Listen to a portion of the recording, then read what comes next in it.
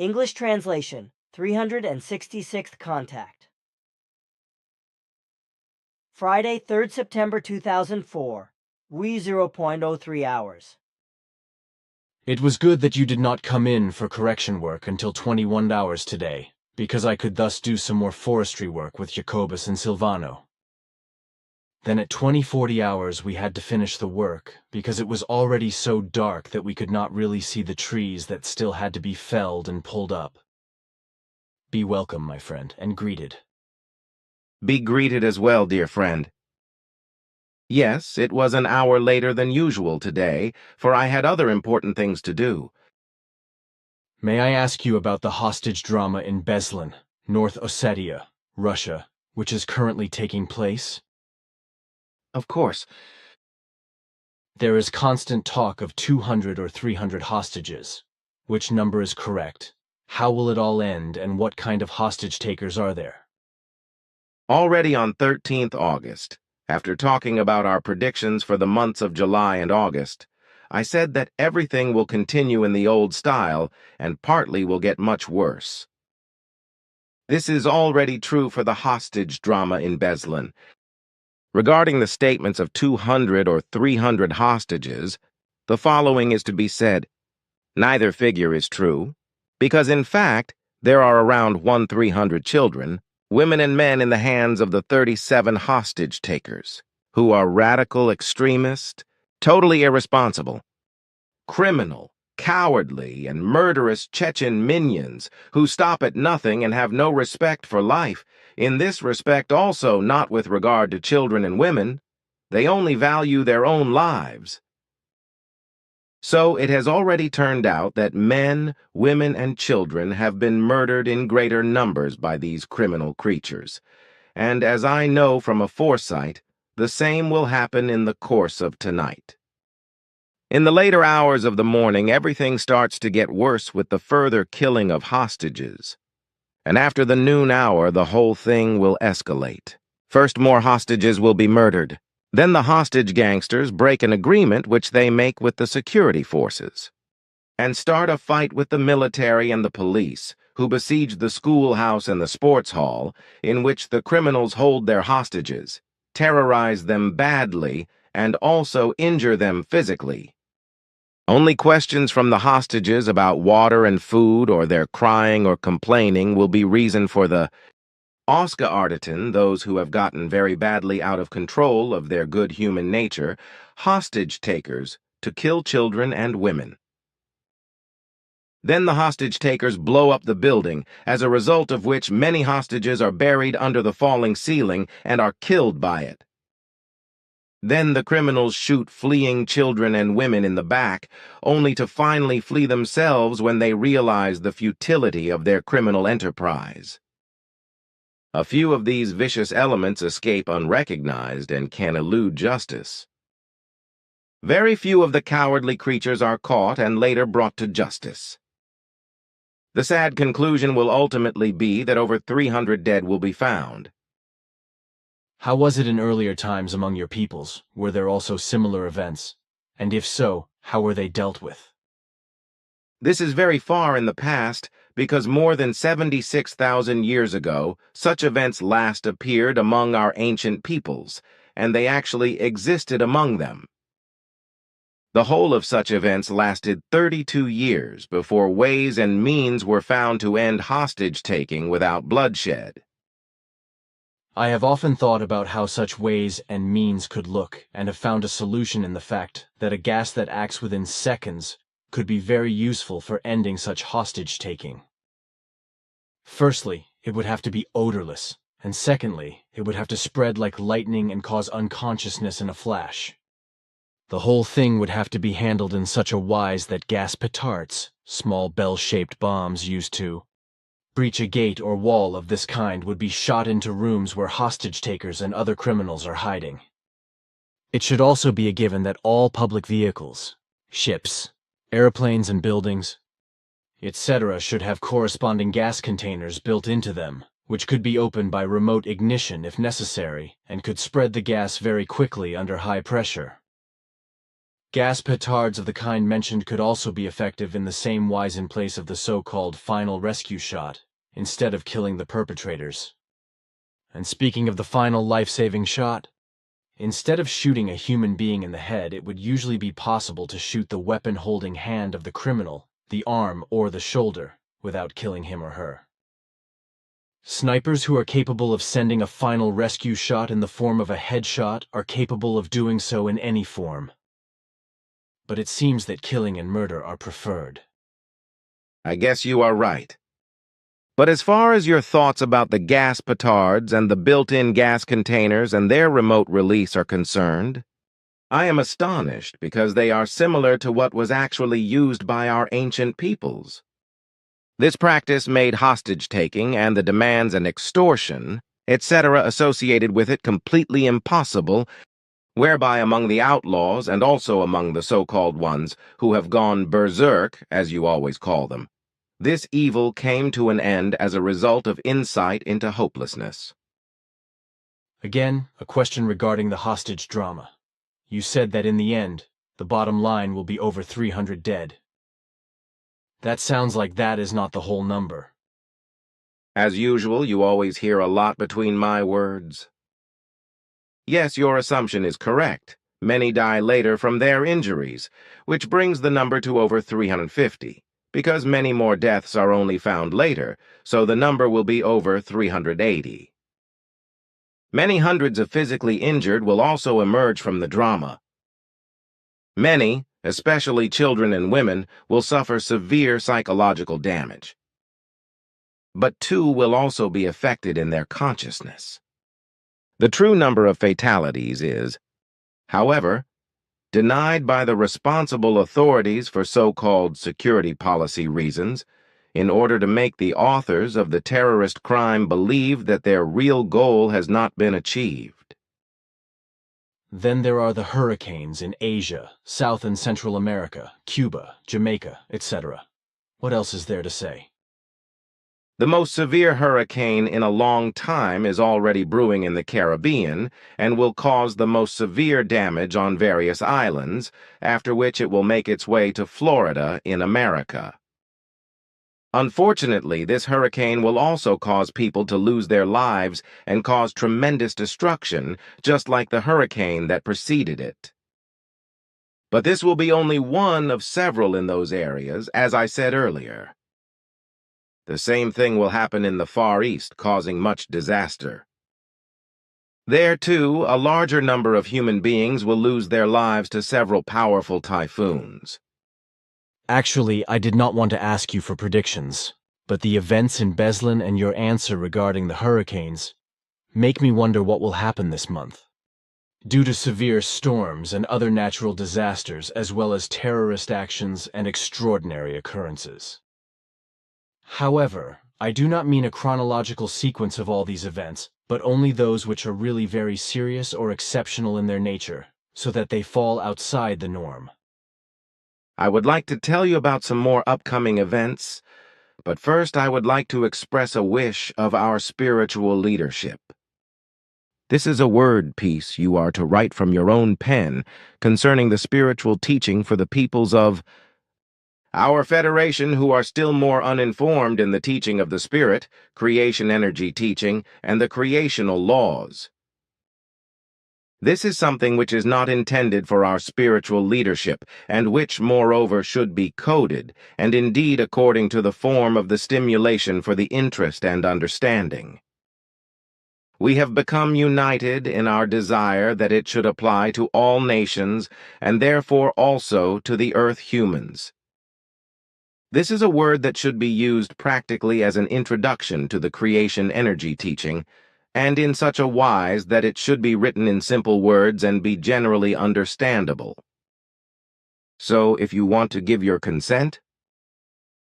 You give me immense pleasure, and I am very honored, dear friend.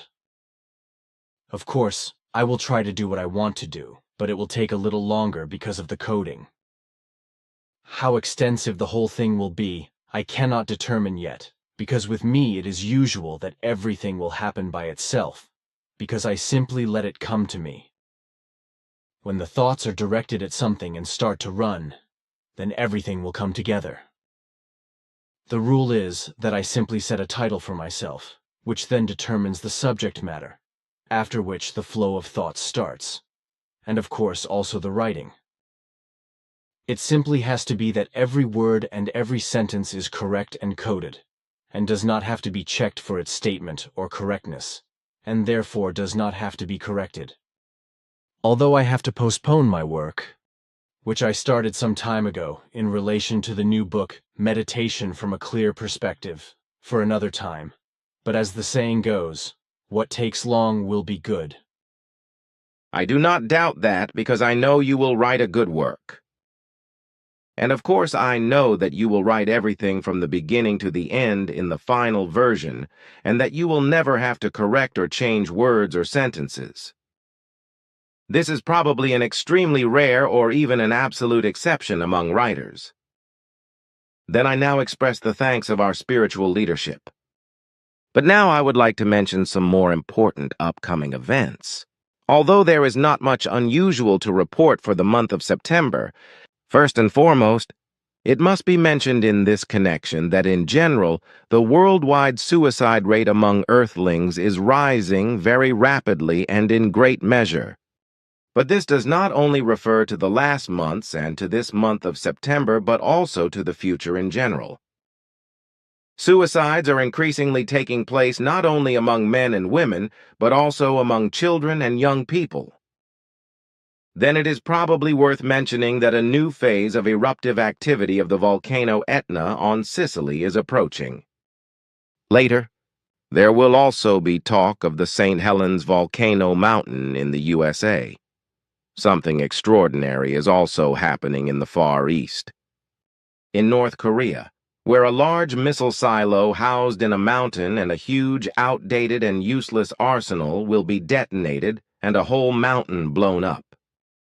However, this fact is vehemently denied by the North Korean rulers because the world, and especially America, is not supposed to know the truth. Why it will be claimed that the blasting serves the purpose of a dam for energy production.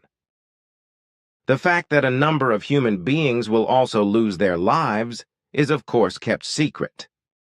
Further, it turns out that the probably ever biggest hurricane of the last decades in the Caribbean will be only the precursor of another big hurricane, which gets the name Jeanne and which already forms before the big storm named Ivan even crosses the Gulf of Mexico, reaches America, and on its way causes a lot of damage and disaster and takes far more than 2,000 lives and therefore has much worse effects than the predecessor. But this will not be the end of the hurricanes in the Caribbean, because this storm will also be followed by the next one immediately. Also, the volcano Etna will not be the only one at its time to erupt, because also in Japan a volcano awakes to new activity, namely the one called Osama. In Iraq, the hostage-taking and murder of the abductees will increase as much as the terrorist attacks and the terrorist acts of war by the U.S. occupying forces. In the coming month, all the murderous terror of the occupying forces and the terrorists will flourish in Iraq in such a manner that a civil war would ultimately be the best solution if the war occupiers were to leave the country. Particularly on the last day of September, terrorist attacks in Iraq will cause many deaths, killing many children and young ones. It can probably be considered extraordinary that 2 Italian women kidnapped in Iraq will be released, but this will only be the case by paying a very large sum of money that has been extorted. On the other hand, other hostages will be murdered. Israeli Sharon's terrorism will also continue, with many innocent people losing their lives, especially at the end of September, when Israeli troops on Sharon's behalf will blindly rage in Gaza, killing many Palestinians.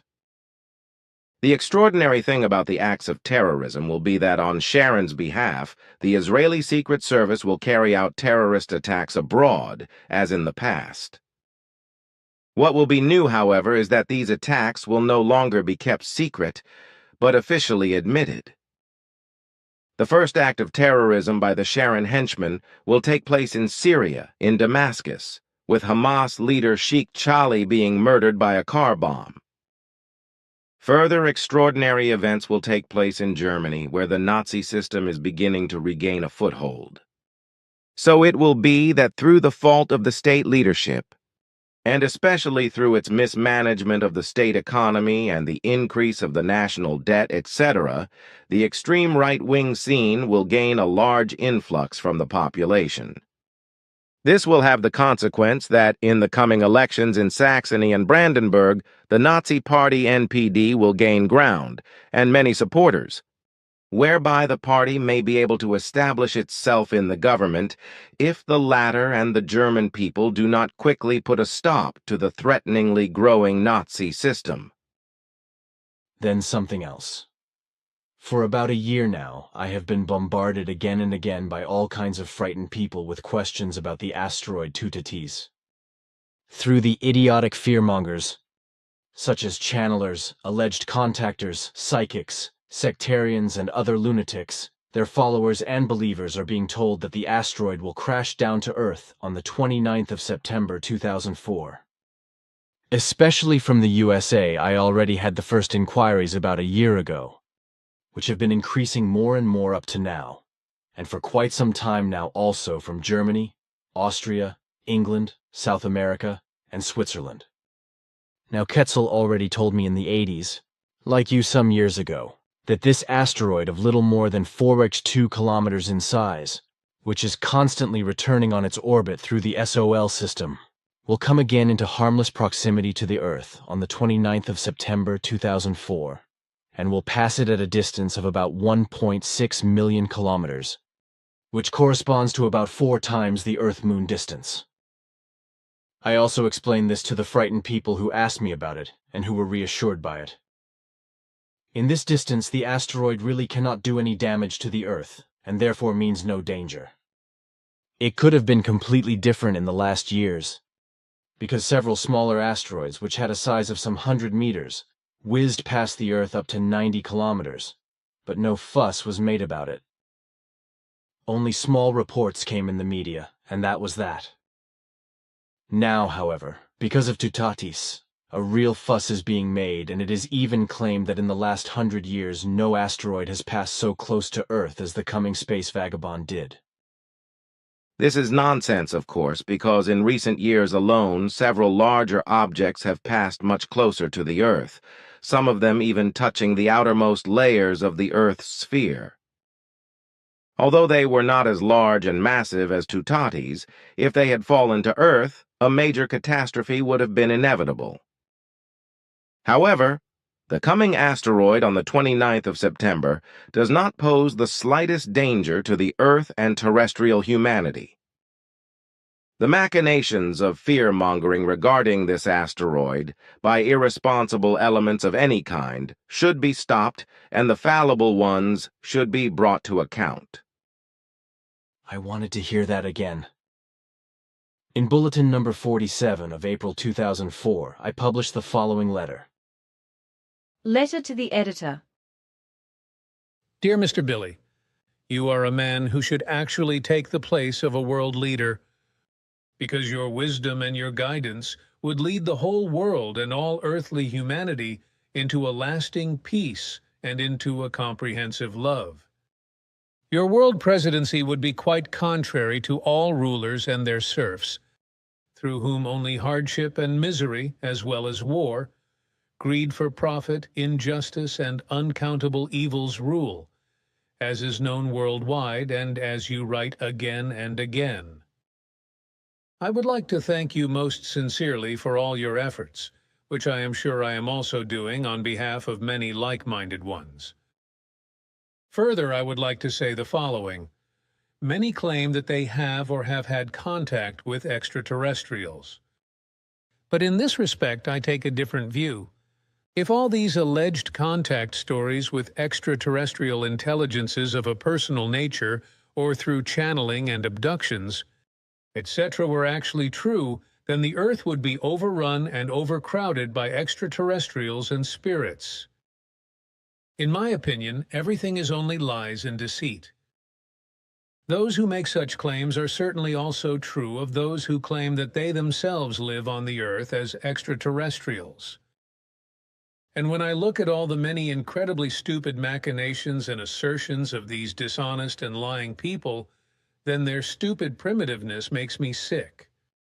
Also, the alleged messages and explanations that they want to have received or have received through direct personal contacts, through channeling, telepathy, or as a medium from extraterrestrials, spirits and saints, the Mother of God, from Jesus Christ or any higher beings, are such stupid fantasy effusions that they seem banal and primitive.